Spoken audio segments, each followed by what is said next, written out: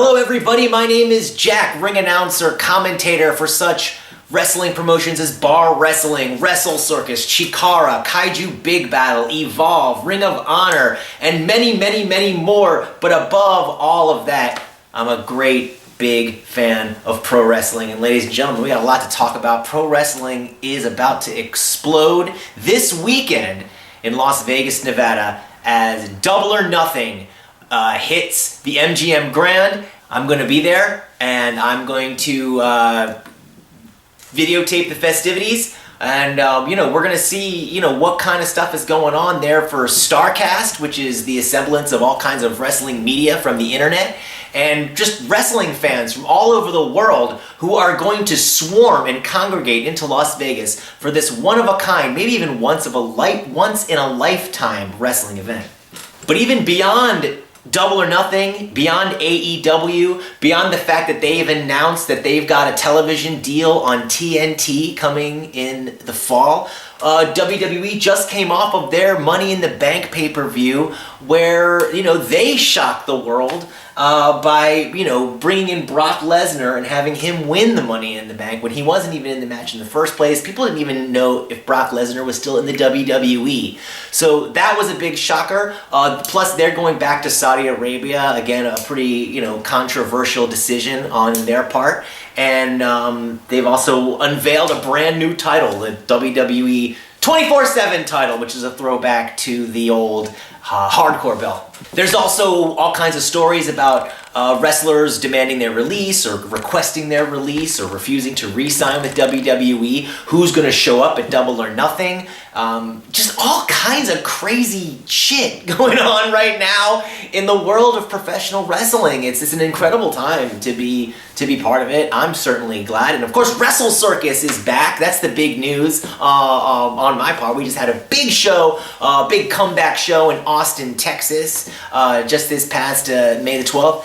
And on Mother's Day, and it was an amazing show. Wrestle Circus is back. Austin is an amazing city. It's a great wrestling town. Of course, Texas loves their pro wrestling. So Wrestle Circus is going to represent this weekend in Las Vegas in full force. But first, let's talk about Money in the Bank. Well, WWE chose to shock the world by bringing in Brock Lesnar, the Beast, and as I like to call him, the last big thing. Because right now in the WWE, they're not really creating stars like this. Guys who are larger than life. Guys who feel like something special. Vince McMahon doesn't see anybody on his roster as anything the magnitude of Brock Lesnar.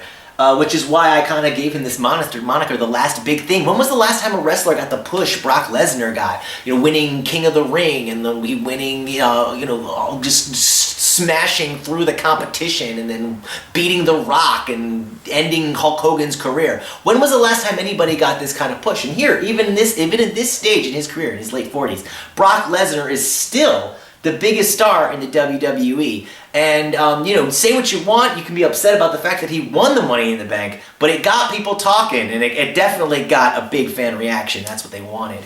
I mean, we've never seen a WWE superstar steamroll through the competition and elevate themselves to such a status as Brock Lesnar did back in the early 2000s. I mean, since then, I don't really think we've seen anybody elevated to his super. And of course, a lot of that is due to his appearances in the UFC. But I mean, seriously, I think that, in a lot of ways, Brock Lesnar is literally the last big thing the WWE has to offer.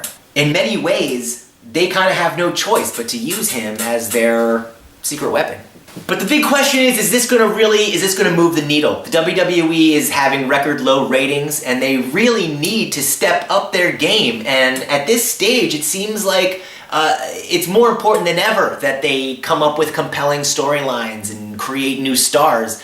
And it's almost like they're performing at a lower level than ever when it's so crucial that they kick things into gear, because now we've got AEW on the horizon with a brand new TV show, and you've still got all these other wrestling promotions chomping at the bit, and then a very, very vibrant indie scene all over the country, in England and everywhere else. WWE needs to step up their game, and well, this week this was their latest attempt. The WWE unveiled their new title. Mick Foley came out and brought out this horrendous looking thing. It's the WWE 24/7 title, which is a throwback to their old hardcore championship, which thanks to Crash Holly was defended 24 hours a day. I think they should have called it the Crash Championship, but that's okay. You know, that's just my opinion. It's a very, very bland looking belt. It's green. It kind of looks like, it looks like a diner.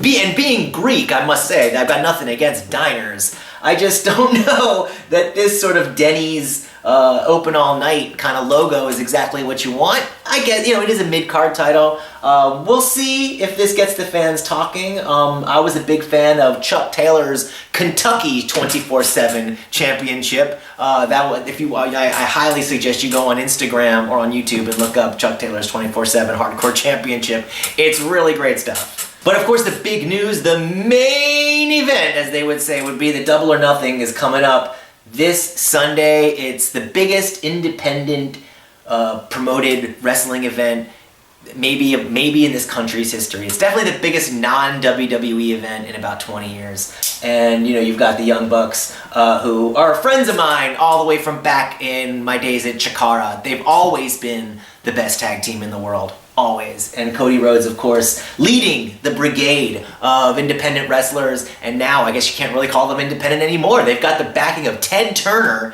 and TNT. They are going to be on a major cable network, and that is huge news. Vince is definitely going to be looking over his shoulder. We're going to see what kind of show they're going to put on. I'm sure they're not going to let anybody down. They're definitely going to pull out all the stops for a big, big show this Sunday.